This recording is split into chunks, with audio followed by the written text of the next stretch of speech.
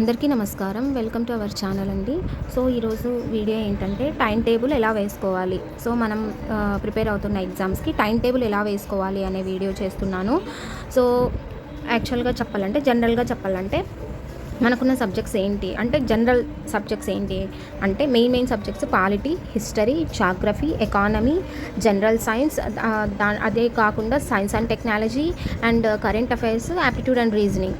Okay, so ఇవి main subjects అనమాట. ఎగ్జాంపుల్కి చెప్పాను, దీంట్లో మీరు సబ్జెక్ట్స్ ఇంకా ఏమైనా ఉంటే యాడ్ ఆన్ చేసుకుని, అంటే మనం రాస్తున్న ఎగ్జామ్ని బట్టి సిలబస్ చేంజ్ అవుతుంటుంది కదా కొన్ని వాటికి మాత్రం. సో అలా మీరు ఏ సబ్జెక్ట్స్ ఉన్నాయో ఆ సబ్జెక్ట్స్ని ఇంక్లూడ్ చేసుకోండి. నేను ఫర్ ఎగ్జాంపుల్ చెప్తున్నాను. ఓకే, సో టైం టేబుల్ వేసుకునే మెథడ్స్ ఇక్కడ 2 ఉంటాయన్నమాట. సో ఆ మెథడ్ 1 ఏంటి, మెథడ్ 2 ఏంటి అనేది నేను చెప్తాను ఇప్పుడు. ఓకే, సో ఫస్ట్ మెథడ్ 1 ఏంటంటే సెట్ టైం ఫస్ట్.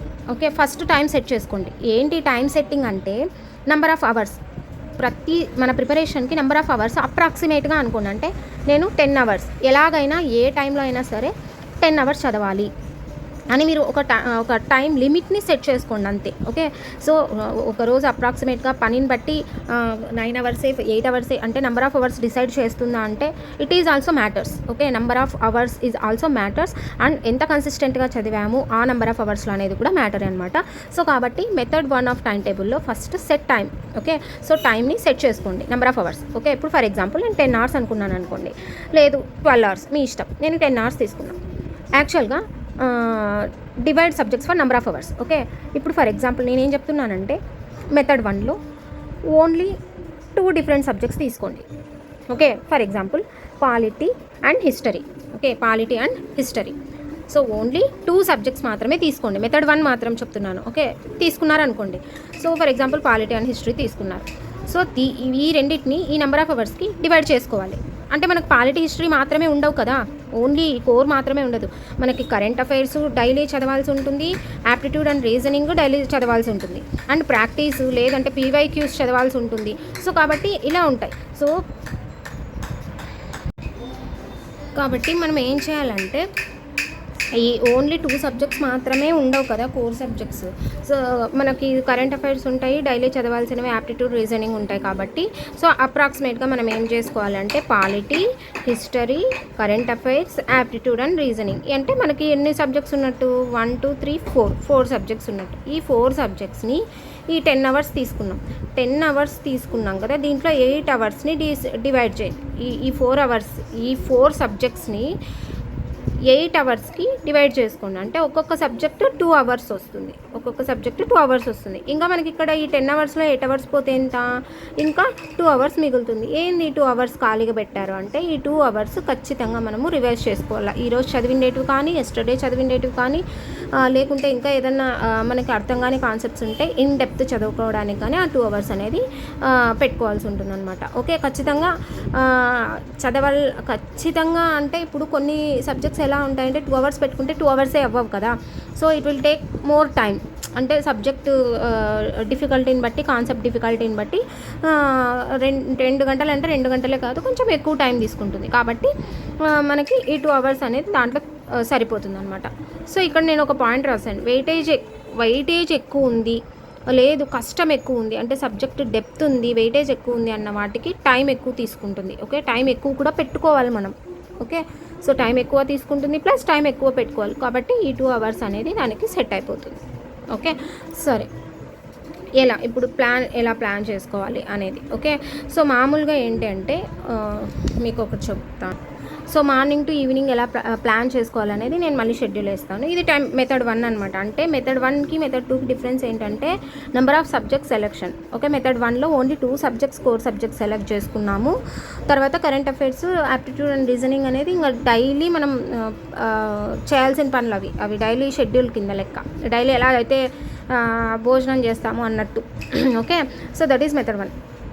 మెథడ్ 2 ఏంటంటే ఫస్ట్ సేమ్ దానిలాగానే నెంబర్ ఆఫ్ అవర్స్ సెట్ చేసుకోండి. ఓకే, నెంబర్ ఆఫ్ అవర్స్ని డివైడ్ చేసుకోండి. సో టఫ్ సబ్జెక్ట్స్ ఉంటే more hours, number of hours పెరుగుతాయి.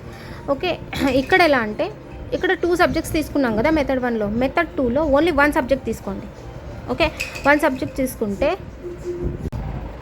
సో టఫ్ సబ్జెక్ట్స్ వచ్చేసి నెంబర్ ఆఫ్ అవర్స్ ఎక్కువ పెట్టుకోవాలన్నమాట. ఇంతకుముందు మెథడ్ 1లో ఏం చెప్పాను, డైలీ 2 డిఫరెంట్ సబ్జెక్ట్స్ తీసుకోవాలని చెప్తాను. మెథడ్ 2 ఆఫ్ టైం టేబుల్లో ఏంటంటే ఓన్లీ 1 సబ్జెక్ట్ తీసుకుంటాం. ఫర్ ఎగ్జాంపుల్ పాలిటీ అనుకోండి.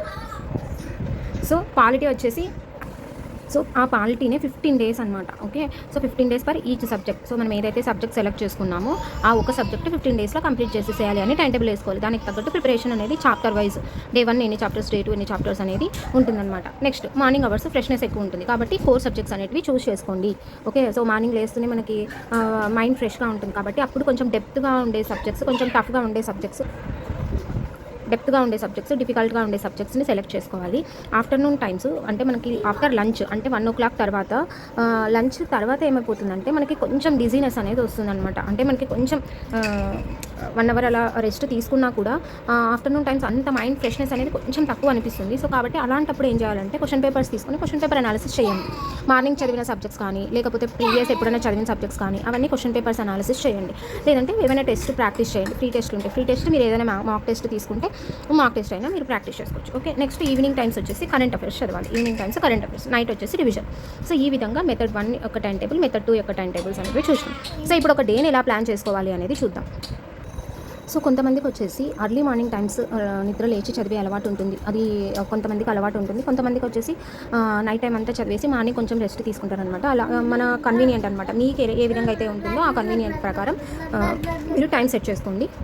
సో ఇప్పుడు ఏంటంటే ట్రై టు వేకప్ అర్లీ. అంటే ఒకవేళ అర్లీ మార్నింగ్ లేచి చదువుకోవాలి అనుకున్న వాళ్ళు అర్లీగా లేచి చదువుకోండి.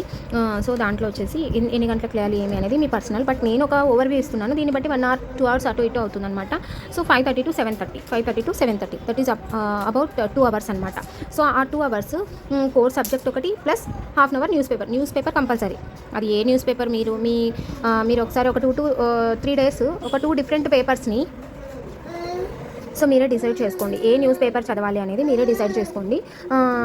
2 న్యూస్ పేపర్స్ తీసుకొని ఒక 3 days ఆ 2 న్యూస్ పేపర్స్ని అలా అనాలిసిస్ చేయండి. మీకు ఏది బాగా అర్థమవుతుంది అనే ఆ న్యూస్ పేపర్ని మీరు కంటిన్యూ చేయండి అనమాట throughout the preparation. Okay, but stick to 1 newspaper పర్టికులర్గా.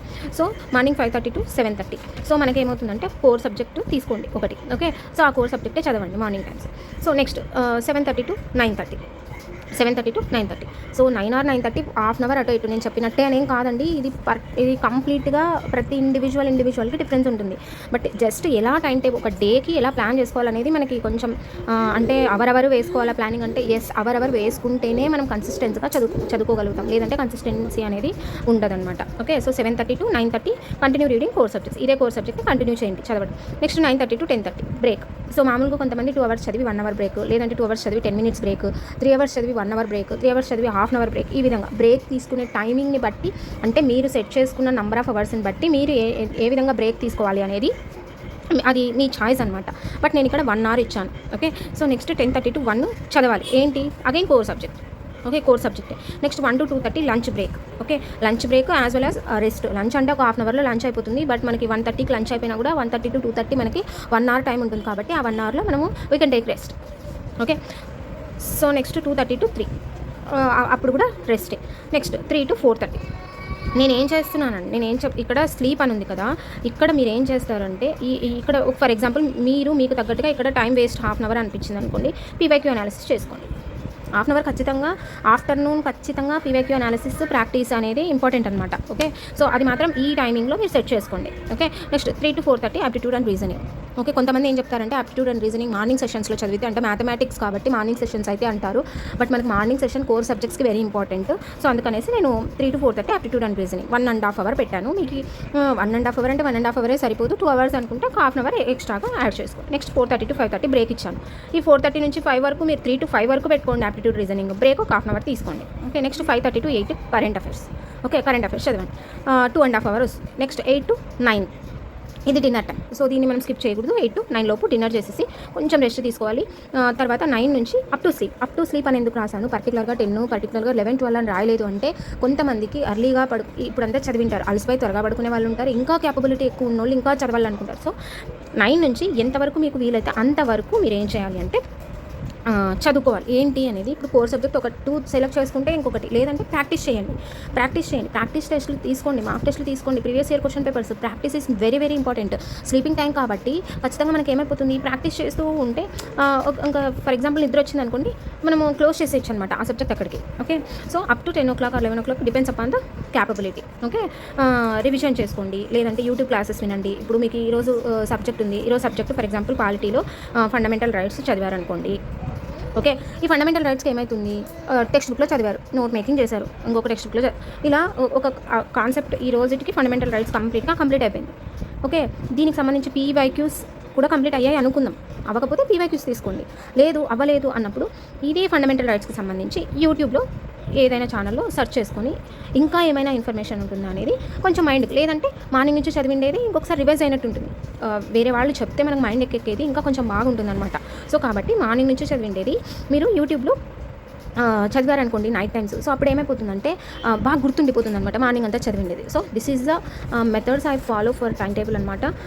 నెక్స్ట్ ఇంకొకటి ఇంపార్టెంట్ ఏంటంటే set alarm for your time table. Okay, so alarm అనేది మస్ట్ అని చూడండి. ఎందుకు అంటే అలారం ఎందుకు కొంతమంది లేవగలుగుతారు పర్టికులర్ టైం అనుకుంటే, పర్టికులర్ టైంకి నిజంగానే మనం గట్టిగా అనుకుంటే మనం ఏ టయానికి అయితే లేవల్లా అని ఖచ్చితంగా అనుకున్నాం అనుకోండి, అది ఎందుకో తెలియదు బట్ ఆ టయానికి ఖచ్చితంగా మెలకు వస్తుంది.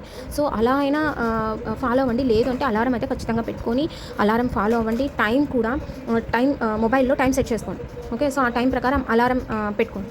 లేదు మొబైల్లో యూజ్ చేయొద్దు, మ్యాక్సిమం మొబైల్ యూజ్ చేయొద్దండి. మొబైల్ యూజ్ చేయము అన్న వాళ్ళు మొబైల్ అసలు దరిదాపుల్లో కూడా పెట్టుకోవద్దు. Okay, so this is a method of time tables, method 1 and method 2. And ఒక డేని ఎలా ప్లాన్ చేసుకోవాలనేది మీకు ఈ వీడియో చేశాను.